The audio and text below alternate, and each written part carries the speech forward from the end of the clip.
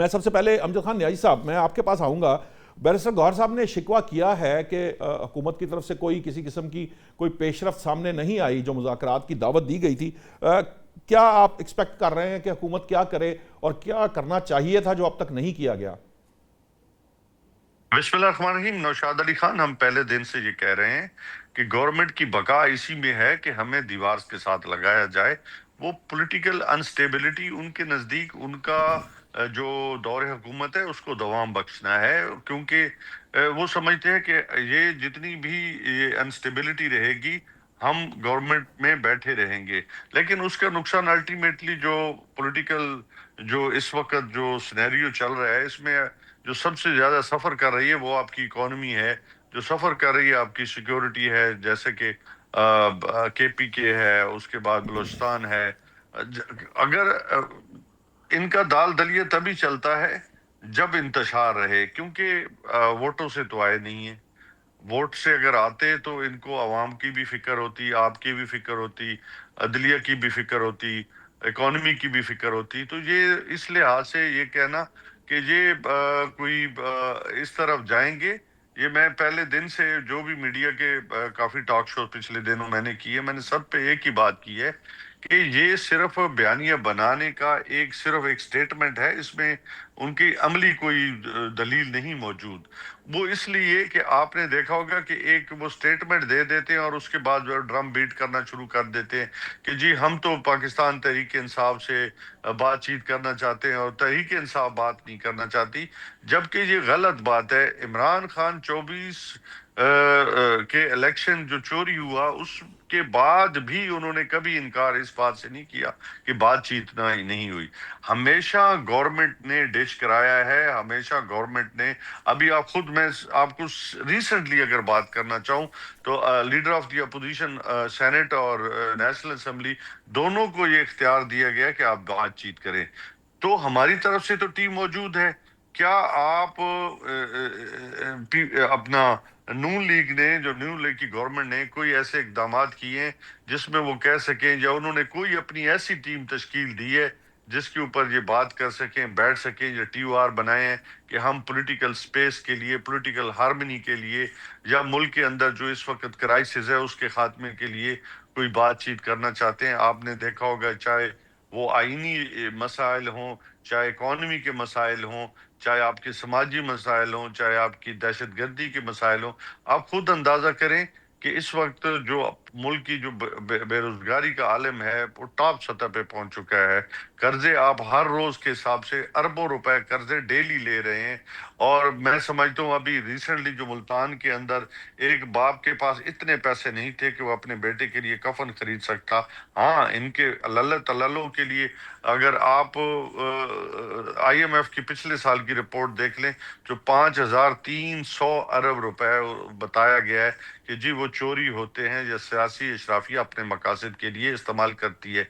लेकिन आपने देखा होगा कि फिर जो है वो टैक्सेस बढ़ाए गए हैं। काश के उन जो लीकेज है उन पे ऊपर काम किया जाता, इनडायरेक्ट टैक्सेस की खात्मे के लिए ठीक बातचीत ठीक है, की आपका कहने जाती। का मतलब यह है कि लेकिन हुकूमत की तरफ से कोई अमली। कादर खान मंदोखेल साहब, ये आपको लगता है कि नून लीग जो है वाकई को मुज़ाकरात में संजीदा है, आपकी इत्तेहादी पार्टी है?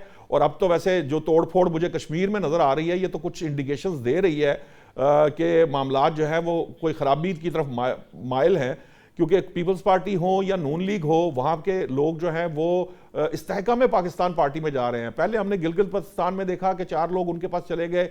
ये क्या फिनोमेना है? आपको क्या लग रहा है कि क्या हो रहा है पीपल्स पार्टी और नून लीग के साथ? कहीं इनको जैसे कह लें कि काबू तो नहीं किया जा रहा या जकड़ा तो नहीं जा रहा?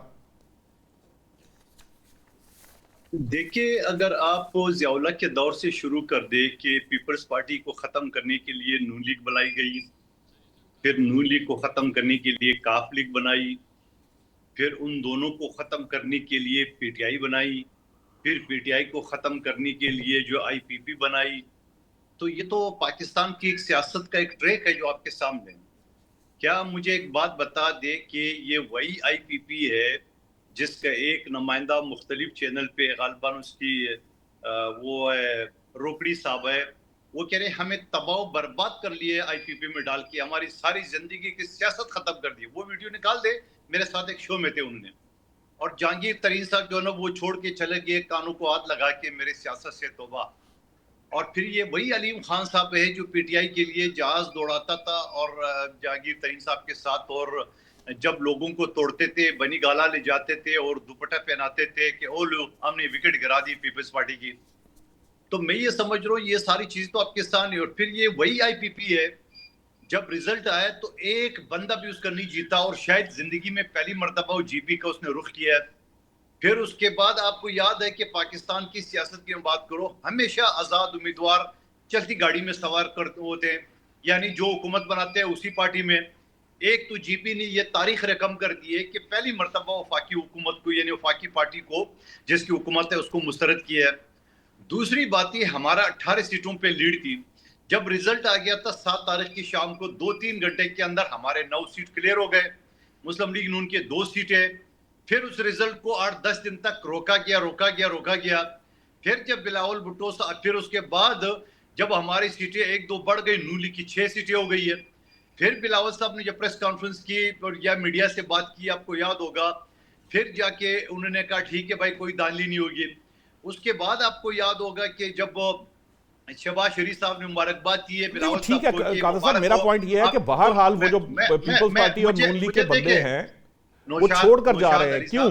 नौशाद अली साहब, आप मेरे जुमला मुकम्मल करेंगे तो आपके देखने वाले समझ जाएंगे ड्रामा क्या हो रहा है जी। मैं वही पर कश्मीर की बात करने की जरूरत ही नहीं पड़ेगी।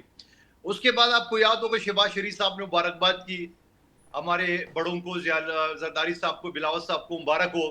फिर उसी दिन अगले दिन याद है कि उनके जो सूबाई सदर है हफीज रहमान साहब, उसने बोला हमारा सदर तो शहबाज शरीफ थोड़ी है, हमारा सदर तो नवाज शरीफ है और हमारी अक्सरियत है, हमारे पास 6 सीटें और आ रही है। जबकि पीपल्स पार्टी के उन 4 आजाद उम्मीदवारों से बात हो चुकी थी, वो पीपल्स पार्टी ज्वाइन कर रहे थे। फिर जाके जब बिलावल साहब ने जब ये नाराजगी दिखाई तो फिर भी जाके वो 4 सीटों को नून लीग के बजाय आईपीपी में की झोली में डाल दिया है। ये फिर वही आईपीपी है, फिर कश्मीर में भी पंजा आजमाई कर रही है। तो इसका मतलब वही हुआ कि पीपल्स पार्टी को खत्म करने के नून लीग को खत्म करने के काफ लीग को खत्म करने के लिए पीटीआई को खत्म करने के लिए आईपीपी। ये तो ड्रामा वही सिलसिला चल रहा है। जो कादर साहब, सवाल ये है ना कि फिर आखिर सियासतदान कब सबक सीखेंगे, कब एक दूसरे को खत्म करने के लिए कोई और जमात नहीं बनाएंगे या किसी और जमात में नहीं जाएंगे? काम जा तो सियासतदान रहे हैं ना, ये कोई ब्यूरोक्रेट नहीं है, कोई जर्नलिस्ट नहीं है, कोई और लोग नहीं है, हैं तो सियासतदान ही। तो सियासतदान अगर खुद से आलाकार बनते रहेंगे किसी का, तो फिर प्रॉब्लम तो चलती रहेगी। मैं एक चीज बताऊं, अभी मैं आपसे बात कर रहा हूं, मुझे नहीं पता कि कल आप किसी और चैनल में बैठे होंगे, आपका प्रोड्यूसर जो एक चैनल के लिए काम करते हैं अगले दिन में पूछते नहीं जी मैं तो छोड़ चुका हूं, फलाने में हूं। ये तो हक है किसी को, ये तो नहीं है कि आप जबरदस्ती किसी को वो कर देते हैं कि भाई आपने खामखा अगर किसी को किसी पार्टी में किसी के साथ कोई ज्यादती हो रही है तो वो छोड़ेगा, जैसा जहांगीर तरीन ने छोड़ा, जैसा दूसरे ने छोड़ा। तो ये सारी चीजें तो अपनी जगह पे, लेकिन मैं ये सवाल आपके सामने रख रहा हूं कि जो आपने कहा कि कब सीखेंगे, यही चीजें मैं कर रहा हूं कि पीटीआई के ये हमारे नियाजी साहब बैठे हैं, हमारे लिए बड़े मोहतरम है। हर टीवी शो में मैं पीटीआई के दोस्तों कहता था कि बाबा एम्पायर की उंगलियां ढूंढना छोड़े, आपको सियासी लोग जो ना दरिया पार कराएंगे।